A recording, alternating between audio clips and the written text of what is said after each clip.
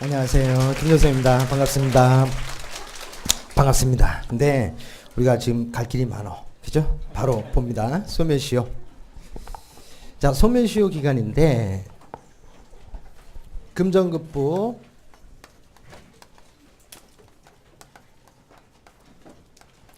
자, 금전급부를 목적으로 하는 국가의 권리 그리고 국가에 대한 권리. 자, 다른 법률에 특별한 규정이 없는 한, 자, 몇 년이죠? 5년. 그죠? 이 숫자는 반드시 암기하셔야 됩니다. 다른 법률에 특별한 규정이 없는 한 5년이다. 자, 우리 민법에서 일반 채권 있잖아요. 몇 년이에요? 일반 채권? 10년. 이거 좀 어려운 질문인데 10년과 5년 어떤 게 짧아요? 그죠? 그래서 이걸 그렇게 부르는 거야. 단기 소멸 시효 제도다 이렇게 부르거든요. 자, 요거 우리 헌법재판소로 한번 올라가는데 합헌이라는 결정이 있었다는 거 기억을 하시고. 그럼 여기서 국가재정법에 보면 다른 법률의 규정이 없는 한 5년이라고 그랬잖아. 그럼 여기서 다른 법률의 규정 우리 판례가 어떻게 해석해요? 그렇죠. 5년보다 단기로 규정된 경우로 해석을 한다. 그죠? 그러면 여러분 어떤 법률이 있잖아요. 소멸시효를 규정하고서 시효기간을 3년 이렇게 해놓은 거야. 그러면 이 법률의 3년이야 국가재정법상 5년이 적용된다는 거예요. 자, 3년이 적용된다는 거죠. 근데 어떤 법률이 소멸시효를 규정하면서 시효기간을 10년으로 해놨어요. 그러면 그 법률의 10년 아니면 국가재정법상 5년? 5년이라는 뜻이죠. 여러분 제가 지금 예를 들었던 법률이 바로 이게 민법이에요. 민법에 이렇게 돼 있어. 민법. 우리가 왜 길거리 가다 미친 멍멍이한테 몰려가지고 멍멍이 주인을 상대로 손해배상 제기하는 거 있잖아요. 그 손해배상 청구권의 소멸시효가 이렇게 돼 있어요. 민법에. 민법에. 요 3년은 주관적인 거. 손해 및 가해자를 안 날로부터는 3년. 만약에 알지 못했다 그러면 불법행위를 한 날로부터는 10년 이렇게 돼 있어요. 민법이. 민법이. 제가 왜 이걸 강조하냐면 여러분 제가 지금 예를 들었던 건 행정상 손해배상이잖아. 민사상 손해배상. 우리 행정상 손해배상 있잖아. 공무원. 위협하니. 그래서 A라는 사람이 행정상 손해배상, 국가배상을 청구한다. 국가배상 청구권의 소멸시효는 국가배상법에 명문의 규정이 없어요. 국가배상법에 이게 명문의 규정이 없고 단 국가배상법 8조에 보면 이 법이 없는 건 뭐를? 민법을 준용한다 이렇게 돼 있어요. 그래서 국가배상 청구권의 소멸시효가 바로 민법을 준용하는 거예요. 그래서 이게 민법이라고 그랬잖아. 그대로 이걸 준용하는 거야. 그러면 보세요. 행정상 손해배상 청구권, 국가배상 청구권, 손해 및 가해자를 한 날로부터는 3년. 그죠? 근데 불법행위를 한 날로부터는 10년으로 돼 있잖아. 이걸 준용하는데 이 10년은 5년보다 길잖아. 그러니까 불법행위를 한 날로부터는 5년이 되는 거죠. 이해되시죠? 자, 그 얘기입니다. 그래서 국가재정법 96조에 보시면 금전급부를 목적으로 하는 국가의 권리로서 시효에 관해서 다른 법률의 규정이 없는 것은 몇 년? 5년. 5년. 그리고 이제 그게 원칙이고 예외는 이제 개별 법률에서 3년으로 돼 있는 거 그 도표를 보시면 국가배상 청구권 제가 지금 설명해 드렸죠. 그죠? 피해자는 그 법정들인 손해 및 가해자를 한 날로부터는 몇 년? 3년. 불법행위를 한 날로부터는 5년. 민법이 준용되기 때문에. 그리고 민법상 급료 청구권은 봉급 청구권은 다 3년으로 돼 있어요. 봉급 청구권. 그러니까 우리 판례도 국회의원의 봉급 세비 청구권 3년으로 본 판례가 있고 그리고 공무원연금법상 단기급여 지급 청구권 3년이고요. 장기급여는 5년이고 공무원 보수 청구권은 급료 청구권 똑같아요. 3년. 그리고 이제 개별법에서 5년으로 규정된 것들이 있거든요. 그게 1번, 동그라미 1번, 2번, 3번, 4번이 다 같은 거예요. 왜 이거 있잖아요. 이거 여러분. 이게 국세든 그죠? 또는 뭐 관세든 그다음에 지방세든 상관없어요. 국세든 관세든 지방세든 자 A라는 사람한테 우리 국민에게 또는 주민에게 조세부가 처분을 한 거죠. 그러면 세금 받을 뭐가 발생해요?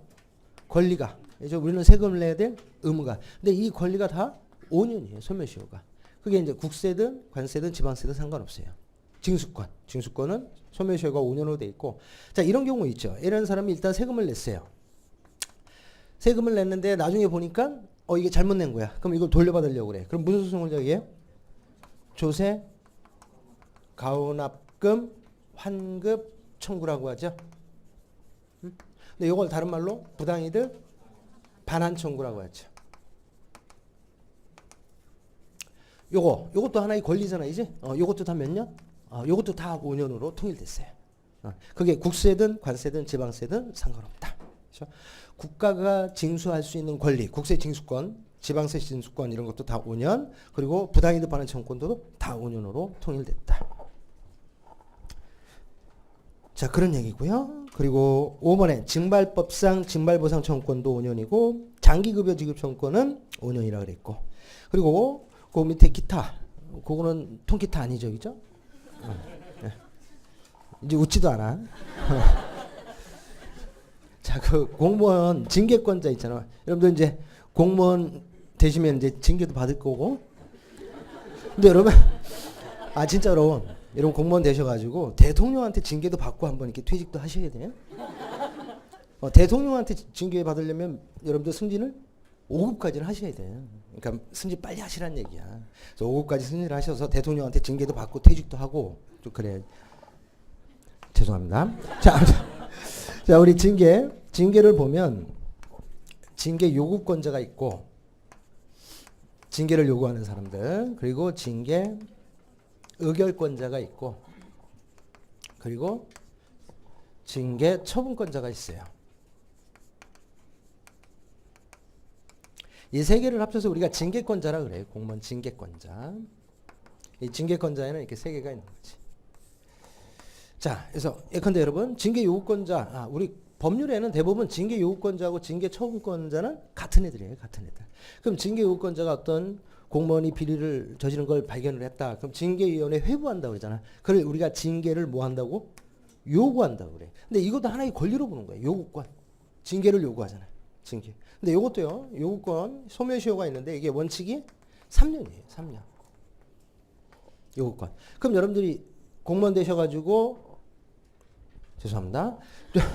나쁜 짓을 한 다음에 몇 년 동안만 안 잡히면 돼요? 3년만 안 잡히면 돼. 3년만. 그런데 조심해야 될 건 좀 상태가 좀 안 좋은 애들이 있어요. 뇌물 받거나 그리고 횡령 같은 거 있잖아요. 이거는 5년으로 돼 있어요. 그러니까 여러분들 뇌물 받고 있죠. 3년 뒤에 용령 죽겠지 그러면 안 돼. 뇌물은 2년 더 숨어 있어야 돼. 자, 요게 이제 바로 그겁니다. 기타. 그래서 징계 요건은 원칙적으로 3년이고 금품, 향응, 수수, 공금의 횡령 이런 것들은 5년으로 돼 있다.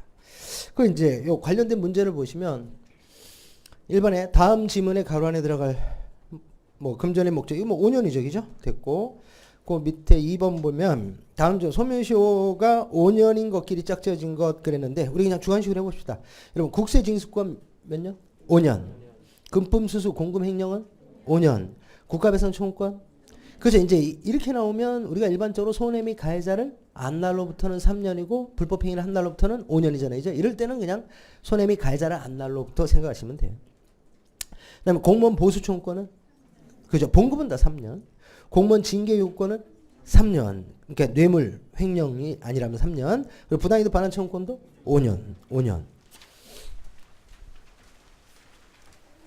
이제 3번 문제, 3번도 하나의 지문 있죠? 공부상 채권의 소멸시효는 다른 법률 특별한 규정이 없는 한 몇 년? 5년 됐고요. 그 다음에 법령의 시행일과 관련해서 여러분 우리 입법자가 어떤 법을 하나 만들었단 말이야. 행정법령을. 그러면 걔는 언제 효력이 발생해요? 언제 효력이 발생하죠? 그쵸. 그게 이제 시행일이잖아. 법령의 시행일. 대부분 입법자가 법을 만들면서 부칙에 이 법은 언제 효력이 발생한다. 부칙에 특칙을 둔다 안 둔다. 대부분 둬요. 그죠? 그러니까 명문의 규정으로 대부분 둬요. 예컨대 뭐 이건 하나의 예인데 뭐 공포 즉시 시행한다. 공포 즉시 시행한다. 이렇게 만들 수도 있고 공포 후 일정한 유예기간을 둡니다. 근데 이 유예기간은 뭐 입법자가 두기 나름이야. 뭐 이거를 3월을 둘 수도 있고 6월을 둘 수도 있고 9월을 둘 수도 있고 1년을 둘 수도 있고 3년을 둘 수도 있고 그죠? 유예기간을 둡니다. 근데 대부분 이렇게 둬요. 대부분. 그럼 우리가 더 이상 공부할 것도 없어요. 왜? 저 부칙이 저기 둔 대로 그냥 효력이 발생하는 거니까. 근데 이제 가끔가다 이게 명문의 규정이 특칙이 없는 경우가 있어요. 이런 경우에는 공포일로부터 그렇죠. 20일 있죠. 요걸 기억하셔야 돼요. 20일이 경과한 후 효력이 발생합니다. 공포일로부터. 근데 권리 제한이나 주민의 의무를 부과하는 거. 의무를 부과한다. 그러면 적어도 30, 10일을 더 줍니다. 그죠? 그럼 여기서 여러분 우리가 좀 해석이 필요한 게 여기서 다 이 공포일이라는 표현이 나온단 말이야. 응? 자, 이 공포일은 해석을 어떻게 하죠? 신문이나 관보가 이제 발행된 날. 이렇게 해석을 합니다. 발행된 날. 근데 요거는 견해드립 없어요. 왜냐하면 이런 법률이 있거든요. 법령 등 공포에 관한 법률이라는 법률이 있는데 이 법률에 이게 확정돼 있어요. 그러니까 이건 학설 대립이 없습니다. 근데 이 법률에 이 의미는 없어요.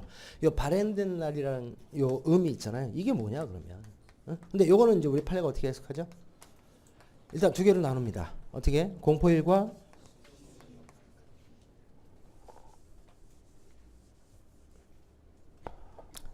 공포일과 시행일이 동일한 경우. 또 공포일과 시행일이 그렇죠. 다른 경우. 여기서 동일한 경우라는 건 이거 하나지 뭐. 공포 즉시 시행한다. 요거. 이제 이런 경우에는 여러 가지 학설이 있지만 우리 통설 판례가 그렇지. 최초 구독 가능 시설. 다른 경우에는 관보가 실제로 인쇄된다.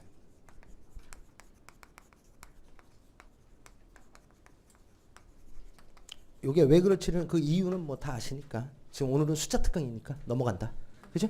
이렇게 기억을 하시면 되고 여기서 숫자에서 이제 공포일로부터 20일 그리고 의무 부과나 권리 제한이라면 30일. 자, 그게 이제 법령의 시행일 양가로 1번, 양가로 2번에 자, 법령의 시행일에 관해서 특칙을 정하지 않은 경우 법령 및 조례 규칙은 특별한 규정이 없으니 공포한 날로부터 며칠? 20일. 그리고 이제 권리 제한 의무가라면 30일. 그리고 제가 다 설명해 드렸네요. 그 다음에 이제 3페이지에 보시면 국회법 98조의 2가 나오는데 여러분 국회법 98조의 2는 아주 중요한 법조문인데 우리가 왜 행정입법의 통제 있잖아요. 행정부가 만드는 행정입법을 통제하는 방법. 행정부가 스스로 통제하는 방법이 있고 의회가 통제하는 방법이 있고 사법부가 통제하는 방법이 있고 물론 누가? 국민이 통제하는 방법도 있어요. 그죠? 근데 요 의회가 통제하는 거 있지. 의회가 행정입법을 통제하는 방법은 두 가지로 나눠야 된다. 직접적 통제가 있고 그리고 간접적 통제가 있고. 요 직접적 통제는 뭐 이런 거. 의회 제출 절차 이거 영국에서 인정되는 것이고 그리고 동의권 유보. 이거는 독일에서 인정되는 것이고 그리고 입법 거부 제도. 이거는 옛날 미국에서 인정을 했었고 그죠? 이런 게 이제 직접적 통제인데 여러분 요 세 개가 우리나라에 있다 그러면 안 돼요. 이거 우리나라 거 아니고 외국 거예요. 이런 게 직접적 통제인데 여러분 우리나라는 의회가 행정입법을 직접적으로 통제하는 방법이 있어요 없어요? 자 여러분 우리나라는 두 개로 나누라고 그랬지. 법규명령하고 행정규칙을 나눠서 자 법규명령에 대해서 직접적으로 통제하는 방법이 있어요 없어요? 요거는 사실 견해들이 있어요. 긍정, 부정. 근데 긍정하는 쪽이 다수설이에요. 그 논거가 뭐예요? 그게 바로 왜 여러분 헌법 76조 여러분 헌법 76조가 뭐지? 긴급명령, 긴급 재정조정명령이잖아. 자, 대통령이 이 긴급명령, 긴급 재정조정명령을 발동을 하면 이거 지체 없이 누구의? 그렇지. 지체 없이 국회의 승인을 받아야 되잖아. 만약에 승인을 받았다 그러면 무엇과 동일한 효력이 있어요? 법률과 동일한 효력이 있고 승인을 받지 못했다 그러면 그때부터 효력이 없어지잖아. 자, 이거는 사전 승인제도야, 사후 승인제도야? 사후 승인제도. 있잖아요. 여러분, 긴급명령, 긴급재정경제명령은 행정규칙이야, 법규명령이야? 법규명령이잖아. 그러니까 법규명령에 대해서 이렇게 사후 승인제도를 두고 있잖아요. 자, 두 번째 논거가 지금 우리가 보려고 하는 국회법 98조의 2. 이제 요게 이제 국회법 98조의 2가 바로 법규명령을 통제하는 하나의 논거란 말이죠.